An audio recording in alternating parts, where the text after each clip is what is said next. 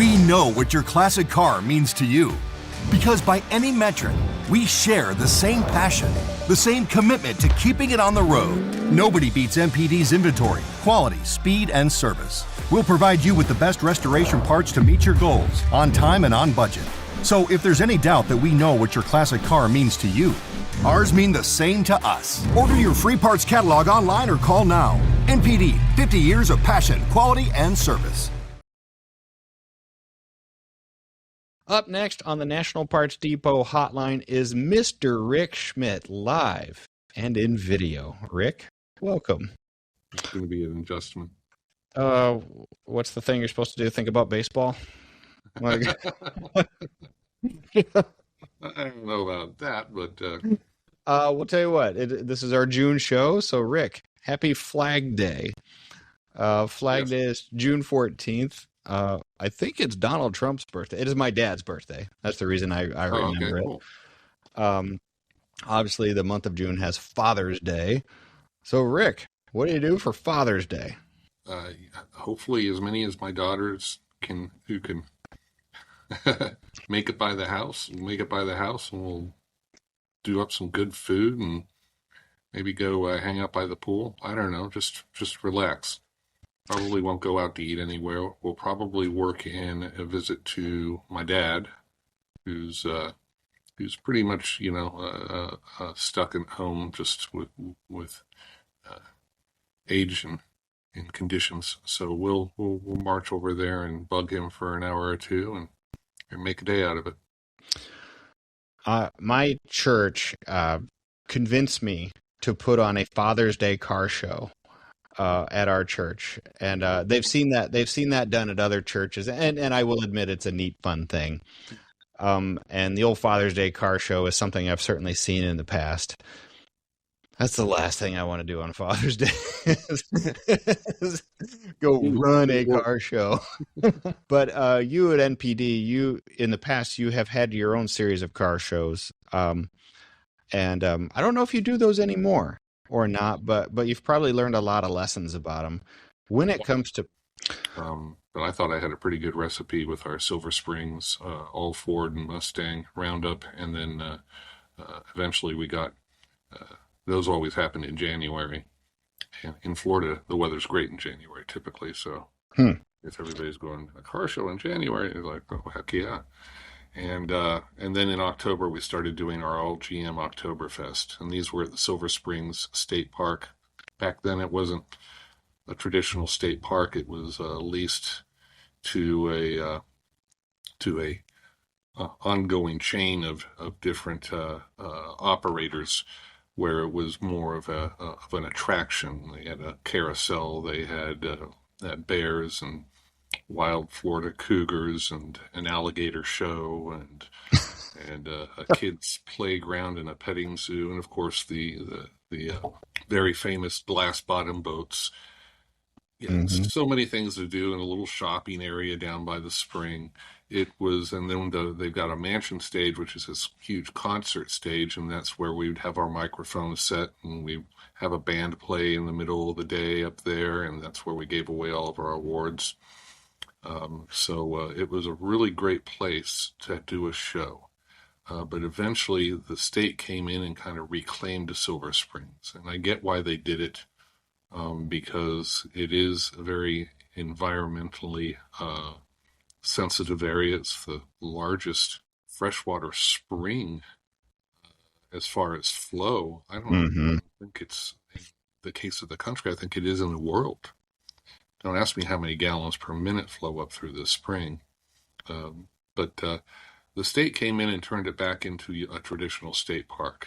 They got rid of all the fluff that made it a tourist attraction and made it back and gave the whole place back to nature. The only thing that stayed was the glass bottom boats, and they also rent kayaks, and you can kayak out there. But everything got wiped away, which didn't make it that great of a venue for the show, because what made our show special was it wasn't just a car show.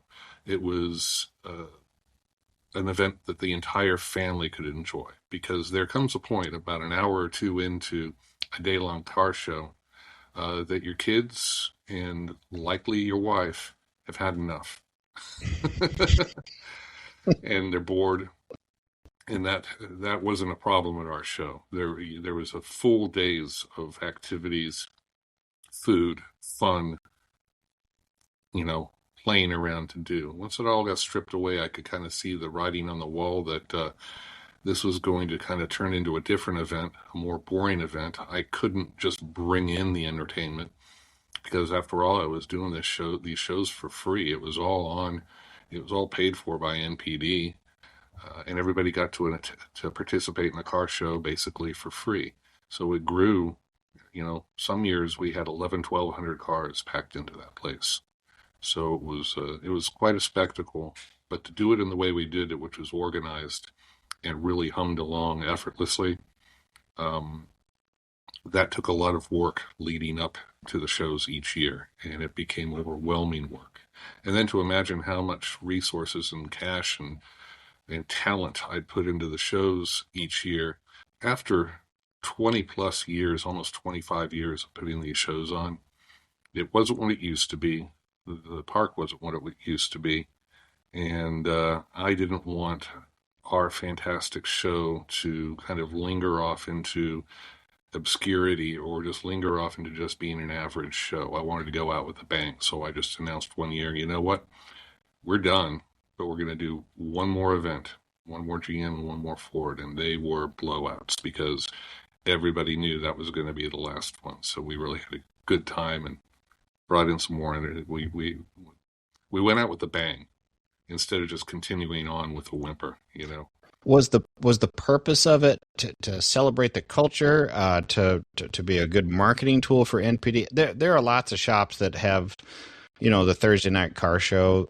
There are 3 body shops in my town that have all, over the years, had a once a month Thursday night car show, and they've all come and they've all gone. The ones that I've seen that stick around are the big ones, but you pay money to go to them. I mean, it is a for-profit enterprise, and they're in the business of doing car shows. Right. That's what they do. It's expensive to do a car show, the right way. Since mine was free, dash plaques, no. Because more than half the people throw those away anyhow. I throw them away. I go to so many shows, I can't start collecting dash plaques. Another thing for my kids someday to throw away.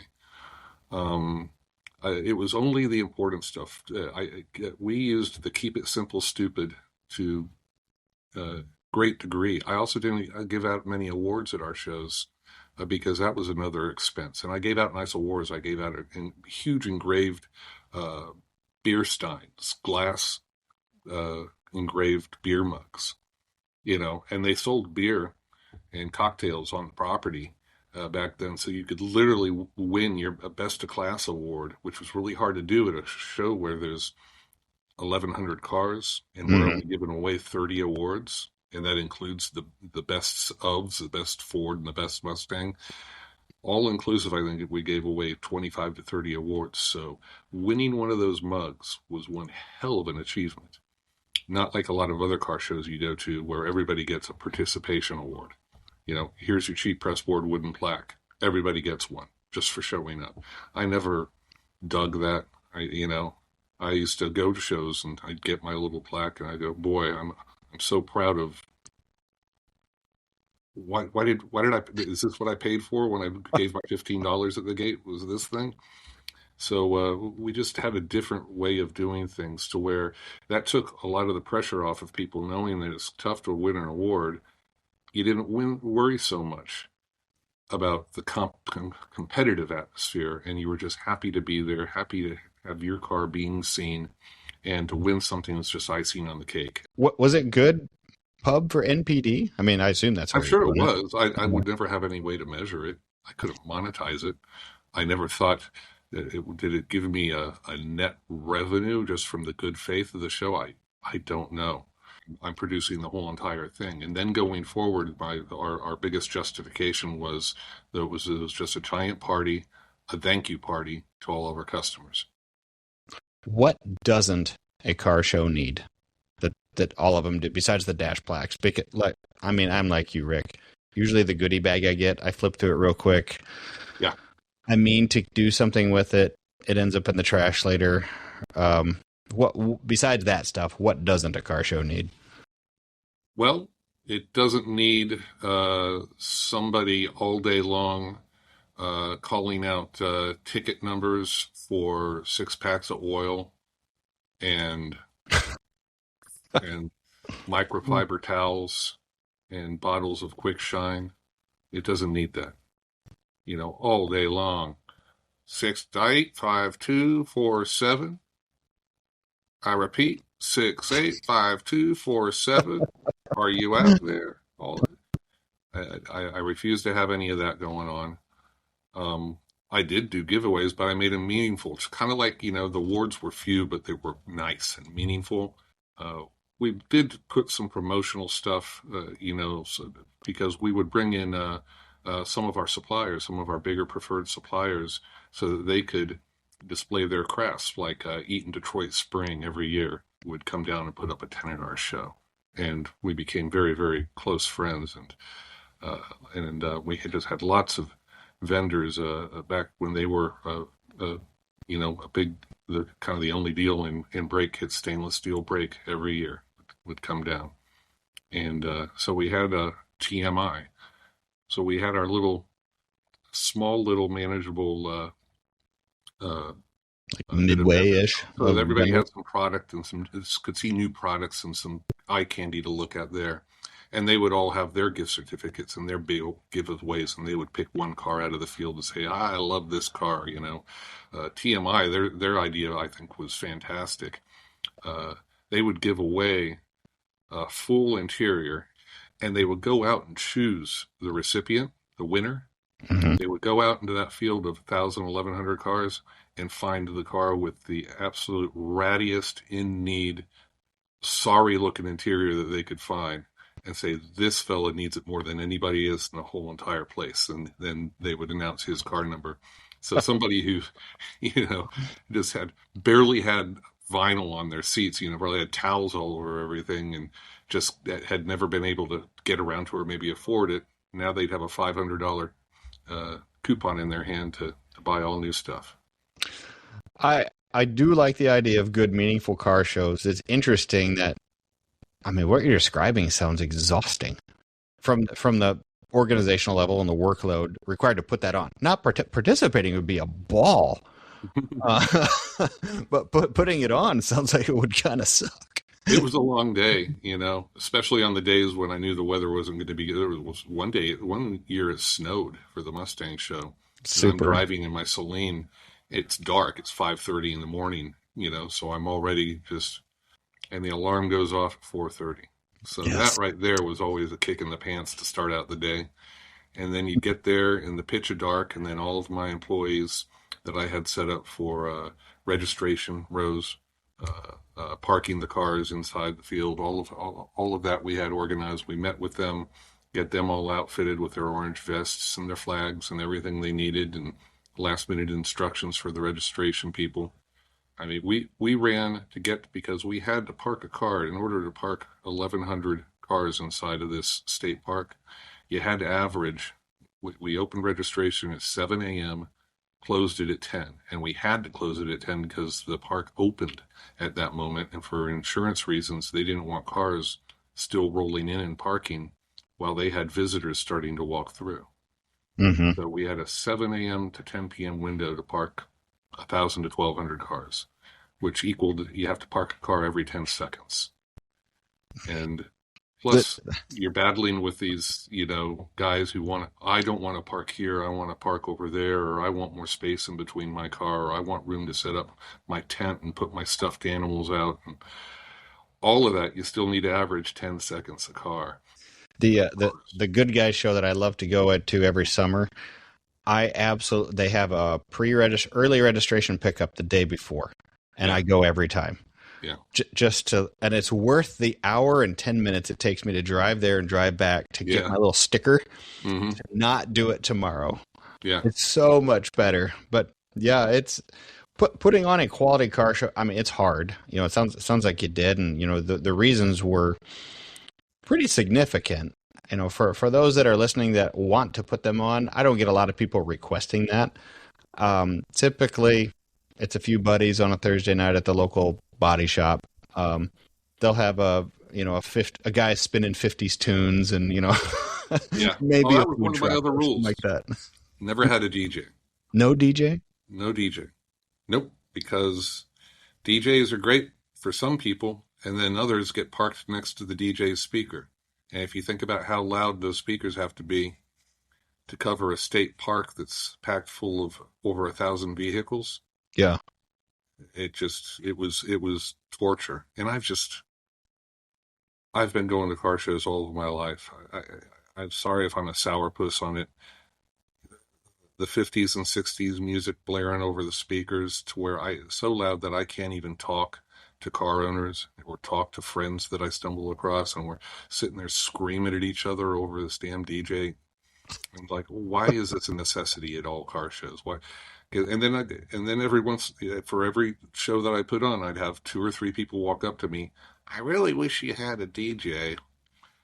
And I just say, I'm sorry, but as long as I'm running the show and I'm on the grassy side of the ground, Over my there will cold be no dead body, ma'am. DJs at one of what we started doing is we had live music, 2 sets on the mansion stage, and if you wanted to listen to it, you brought your lawn chairs up and you sat down in front of the stage and you listened to the music.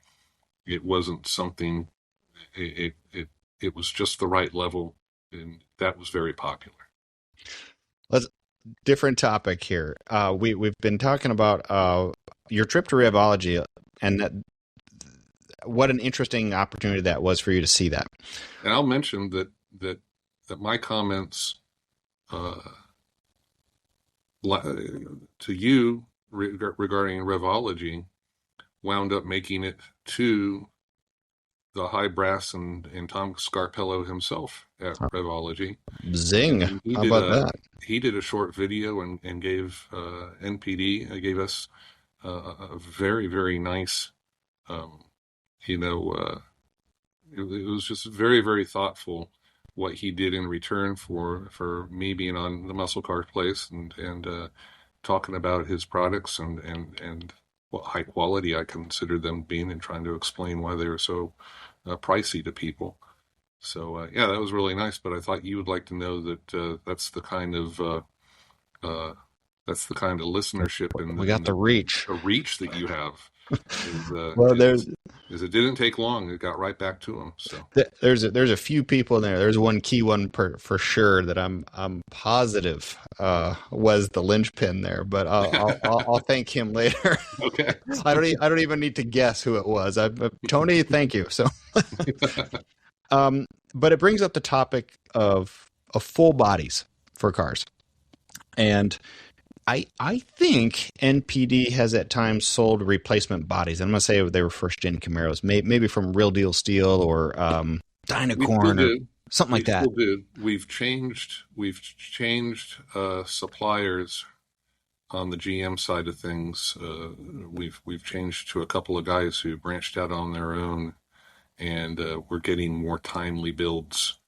And I think better quality, better fit, and tolerance builds. I'm actually very proud to sell our current line of it's just first gen and I think early second gen F body GM bodies. Cool. So that's going really well. We were really late to the body game, because when the body game was early in its infancy, boy, those bodies were rough and ill-fitting and not square and true, and they were a nightmare for the people who were trying to use those bodies as the basis of a business like Revology has become. But there's plenty of other people who tried to get into that business. I won't name any names, but a lot of big guys who are going to build, hot resto-modded Mustangs using a fresh new body. And those business plans really got bit square in the ass with the amount of labor that they had to put into those bodies just to make them correct them. And still, they weren't happy with the quality. It's evolved quite a bit since then. Obviously, with anything, the more you get yelled at and the more you get sued and everything else, the more you're going to refine your fixtures or find somebody else to do the assemblies.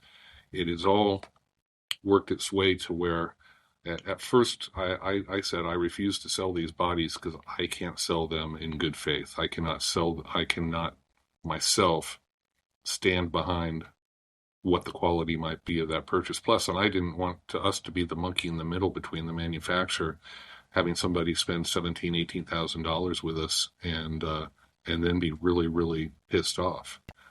I didn't want to put our company in that position. I didn't feel comfortable with it. Over the years, and it's been 20 plus years now since these bodies first started popping up, and I'm much more comfortable with it now. I do understand that there's a place in the hobby for them.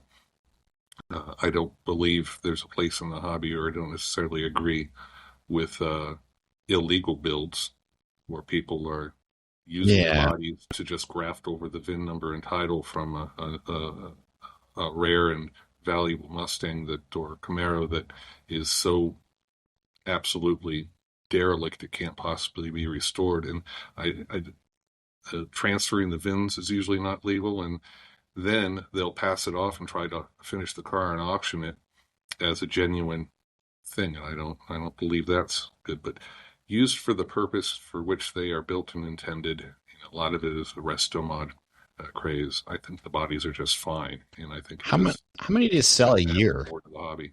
Do you move so? For example, there's I don't know if you follow Larry Chen, but Larry Chen's got a big following on automotive video, automotive culture for drift cars and things like that. And he just recently went to China and visited, I think it's called the Zhengcheng vehicle. I saw company. That, yes. About a 39-minute video. Super interesting. Yeah. And I, if I did my own Googling, I could figure out that company's background is in crash parts. They have the resources to have CNC and presses and all the stuff. How would you vet a company, that one in particular? They're planning to release a 68, 69 Charger body as part of their line. They don't just make 240Zs and Toyota 86s. How would you vet anybody that's bringing you a new replacement body? That's very complicated. There's a lot of questions that would have to be answered that go beyond whether or not the body's a quality piece. Does Stellantis or GM or Ford,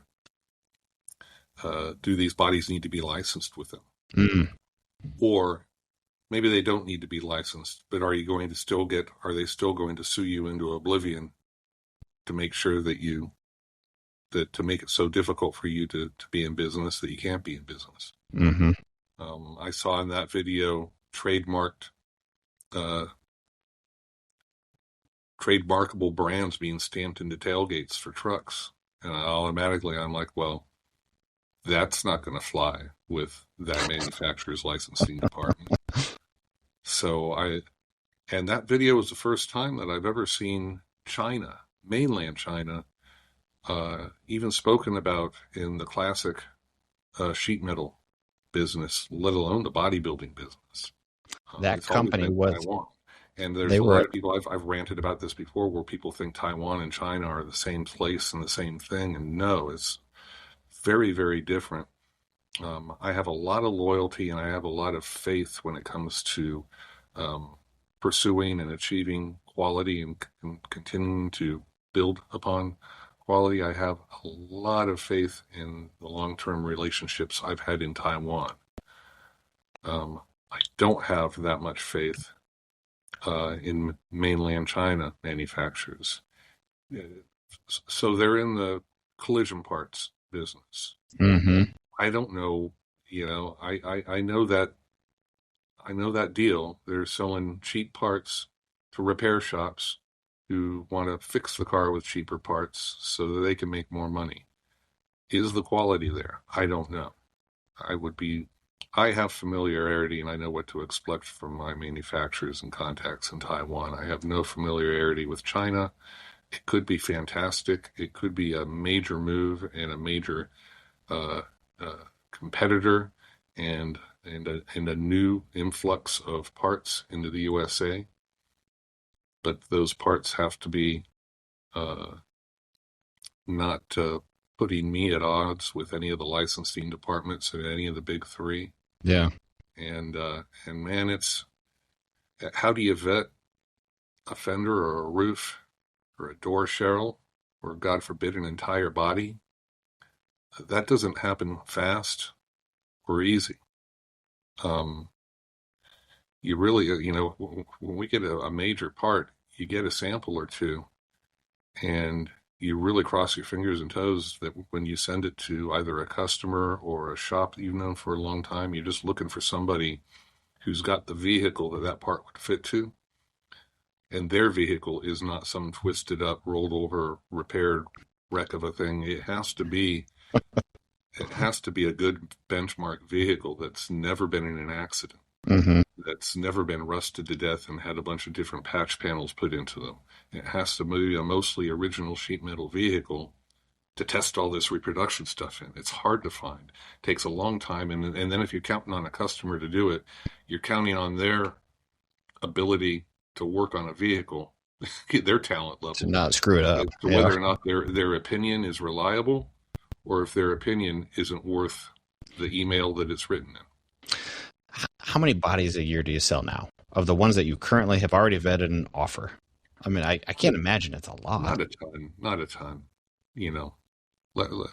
Per year, I think we deliver, less than somewhere between 12 or 15. And then, compared to fenders or floor pans, I mean, that must be a bazillion to one, ratio. Floor pans and fenders, those go out, by the semi truckloads. But probably every day. A body purchase is a rare thing. Yeah. Well, that particular company was at SEMA last year, and they were in Hot Rod Alley, Rick. And I actually went by, I saw what everybody else saw, and I went ahead and put my name on the list. Said when this charger comes out, I would like an email. And I just said, hey, what is this going to cost?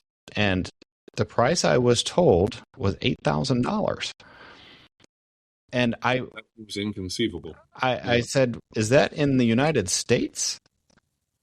And I was told, yes, in California. So maybe there was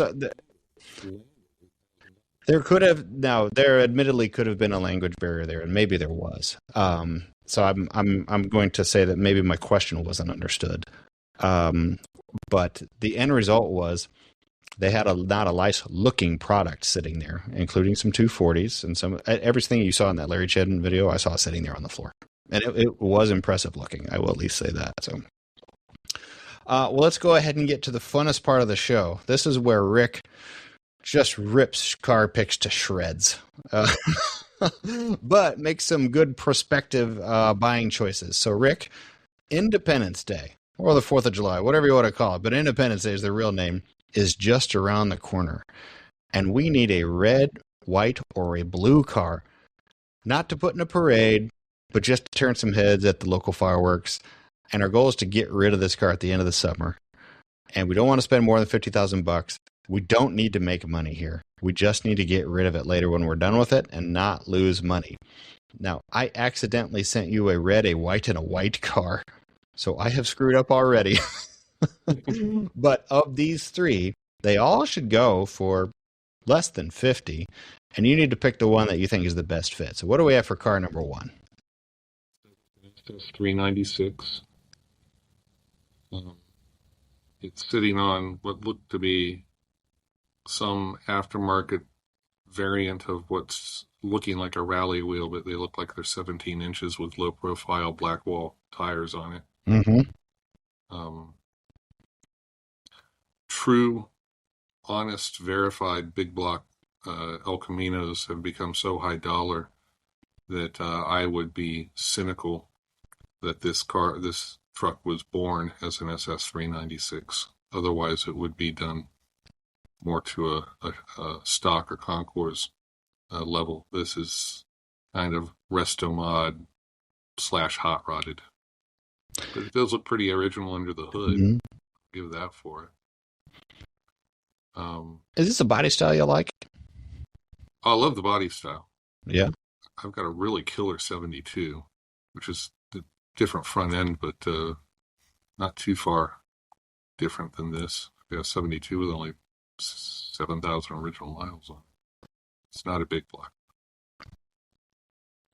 Factory color was yellow, then refinished in red. Yada, yada, yada. Claiming 40-some thousand miles on that. That would be something. Again, if it was a 40,000 original mile SS396, one would be tempted to do a really top-notch restoration on it. Not what I see here. I'm not wild about the truck. The advantage you have, though, if you're going to see the fireworks, is you could put all of your friends in the back. Yes, you could. Yeah, that could be fun. Shoot off fireworks from the bed. You certainly could. You could have a cooler back there. It's only at $8,800, but there's 3 days left. But this is just a local cruising quality car. What do we have for car number 2? All right, now we're talking. This is a 69 Cougar, Mercury Cougar convertible, and it's an M code, which means it's a 4-barrel. It's a 351 Windsor 4-barrel. It's already bid higher money than the El Camino was. People don't typically fake M code Windsor Cougars, so you don't have to worry about, like I am with the El Camino, that it was not born as a bid block. It's a secretly good looking car, and 69 is arguably my favorite year for the Mercury Cougar. I just love the horizontal chrome front grille that goes from side to side with pop-up hidden door headlamps. I like the side body line. I just like everything about it. I think it's a sexy looking car from any angle you look at it. And this is out in California, so it could be a nice solid car too, not something that grew up on the beaches of Jersey or something. Another color change. It was originally medium line metallic and repainted white. It looks really nice in white. In fact, I prefer the white over the bright red of the El Camino, just because red's so overplayed, and it looks elegant in white. And medium line metallic, it's not exactly everybody's favorite. So under the hood, the valve covers and the air cleaner are freshened up, but the rest is not. Underneath, it's not. But it doesn't look like an abused car. It's got a clean looking interior. It doesn't. This looks like a good, honest car. Again, it's not a show car. It's just a cruise around and enjoy type of car. But it's nice and dry and rust free underneath too. There are very few cars I love with Traeger SSs, but this is one of them. I like that. That's a nice look on that car. Yep. What do we have for car number 3? Again, our goal is one of these red, white, and white cars for Independence Day, 4th of July, that's going to turn some heads. What is this one? 52 Chrysler 300 2-doors. I think we've had one of these before, but it was a different car. It was. I dig these cars. I really do. Of course, it's not a convertible, but it is a 2-door hardtop with no pillars. And it's got a dynamite. The 62 is a really good year. It's a really good looking, handsome car. And a superb color for the interior, red. I love white cars with red interiors. I think they're gorgeous. I'm right there with you. And of course, this year Chrysler 300 has a absolutely dynamite, futuristic, space age instrument cluster and dashboard, whereas the Mercury is kind of a big snore in comparison. It's cleaner under the hood. Glass packs, those would have to go. A car like this should be quieter than that. Don't dig the... Yeah. No. So that's my only demerit. I really like this 300. Since you said I don't have to make money, I just need to not lose money. Mm-hmm. I'm not parading it, so I don't need to have a convertible. And I just need to enjoy it throughout the summer. I'm digging the Chrysler. Okay. I think it will hold whatever. As long as I don't overpay for it, I'll always be able to get my money back out of it. Same holds true for the Cougar. The El Camino just has all of the look of turn around and run. What's the top money to put on the Chrysler then to guarantee you're okay? 25. 25? Okay. Now we're going to do the exact same exercise, but this time the $50,000 price limit is gone. You still don't want to lose any money. You still don't have to make any money. I think I put in your comments you do, but I don't care about that part. You just need to not lose money. I just need to survive, right? Yes, that's all it is. Now, some of these you may be tempted to keep, knowing you, but some of these you may already own. What do we got for the first one here? 2020. So this is a modern car. It's only got 458 original miles on it. It's a Mustang Shelby GT350R Heritage Edition. So very collectible. I can probably guess that the car is going to sell for more than what it's stickered for new, just because of the rarity and the trajectory of thing. I'm going to be honest with you, just where I am with my collecting personally. Mm-hmm. I'm full up. I need another car like a hole in the head, but I'm not dead yet. I still see things that I like. I am getting to the point where if I buy one, I have to consider selling one. But I've lost my desire and my spark to buy practically brand new modern vehicles and store them away. Because I'm already seeing the writing on the wall with some difficulties we're having in our shop with electronics and things going on with cars I've got from the late 90s and early 2000s. I can see the writing on the wall that long term, years down the road, there's going to be some serious hurdles with these modern vehicles and all the technology and the airbags, and whether or not there's going to be the support system out there that classic, that the old cars, that I'm in business for, whether or not the support system of, say, an NPD puts out there for parts, whether that's going to exist for these more modern ones, and then what are people going to do? But anyhow, I'm saving all my slots for classic stuff. I'm just not... stuff like this, Hellcats, Demons, Shelby Mustangs, Z01 Corvettes, ZR1 Corvettes, all this modern stuff, it's everywhere. It's as a category. Now, some of them are each by one is very rare, but as a category, they're plentiful everywhere. They're omnipresent. If you wanted to start collecting cars like this and you had a virtually unlimited bank account, you could have a 500 car collection next month put together, because there's so many of them for sale, so many of them that were put aside with ultra low miles. And it's to a point where would I end? Where would I finish? And it doesn't even excite me because they're not hard to find. I'm saving my spots for classic cars that are of a type and a condition where they would be truly very difficult to replace. And that's more where my passion is right now, not newer stuff. So if you were to buy this thing for what, I mean, it's with a week to go, it's at $77,000. What's the number you got to buy it for to sell it for? It's going to go over $100,000 for it. And me, I have no, that doesn't, maybe somebody else is ready to scratch a check like that, but it has no appeal to me. What do we got for the second car then? I'm getting maybe we'll win. Older and grayer, and all I care about is stuff that's older and simpler. Okay, good news. The other one's pretty sweet, and I chose it because the auction was going and it has ended, so I now know the price.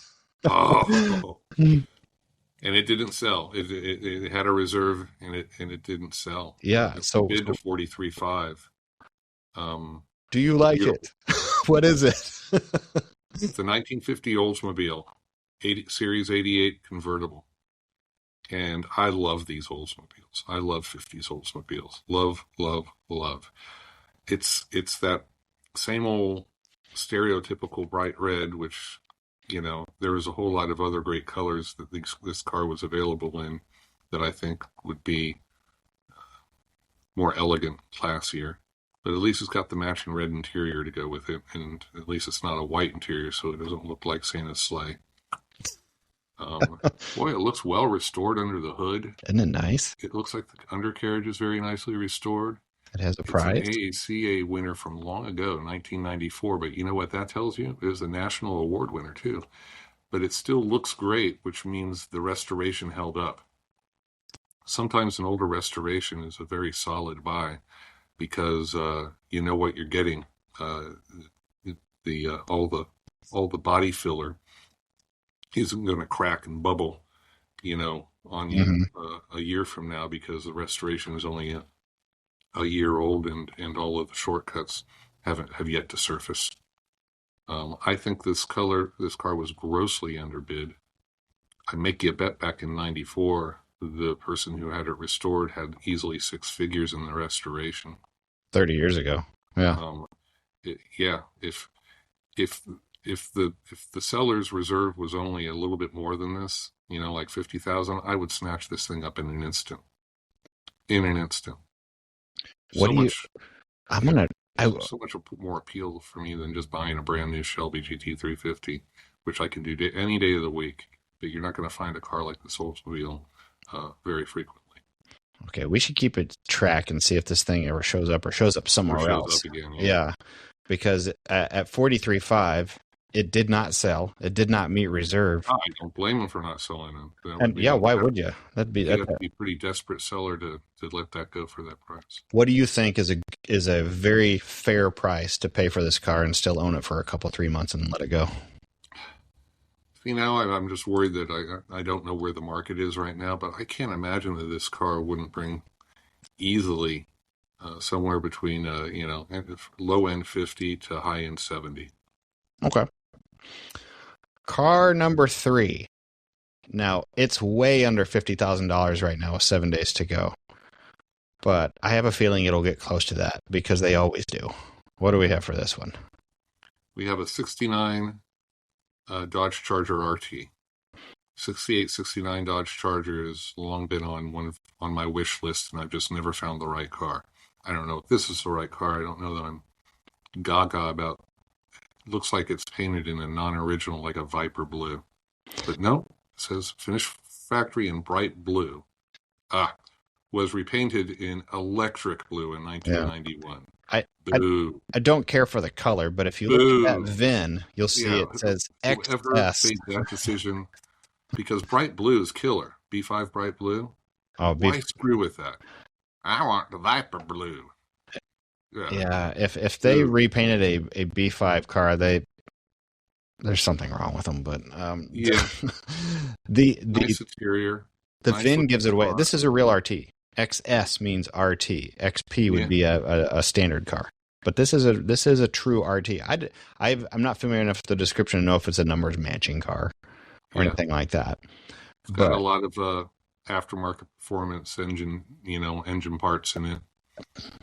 Edelbrock intake manifold. So, but included with the sale is original wheels and tires, exhaust manifolds, and intake manifold. Yeah.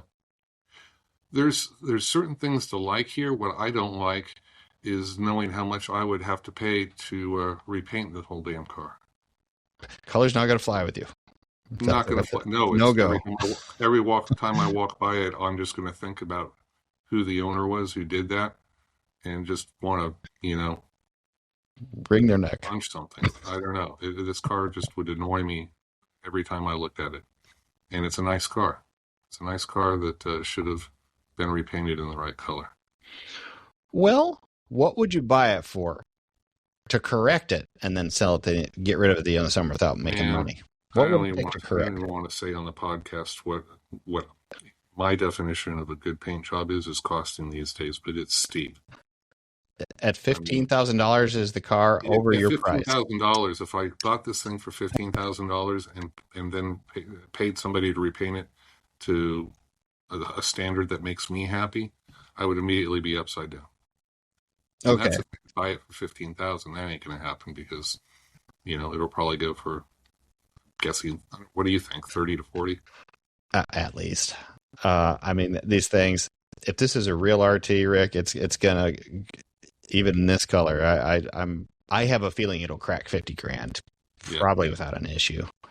no thanks. It's just where they then are. I would just, and then once I started peeling the layers off the onion and tipping the dominoes over, I would find myself in a full tear down and rebuild Concours restoration, which would be great when it was done. Yeah. But that's not our goal. That's not our goal. All right. Sounds like the Oldsmobile is your winner if we can just find the right price. Yep. Yeah, that Oldsmobile. See, that's a blue chip car. Is it a real RT69 Charger? No, but it's blue chip in the condition and the detail of the restoration and just the overall. You can just tell all the bright trim on it. A collector of quality vehicles would be in the market for this Oldsmobile. Cool. Well, that was the very first video edition of Ask Rick. Rick, you will be sliced and diced into little 30-second segments that people can take out of context all day long. So, great. Well, since my royalty checks start rolling in, Rob, then it'll all be worth it. That's what I say too. It's all worth it when you count the money. So, Rick, happy Father's Day. Catch you on the next one. Same to you, man.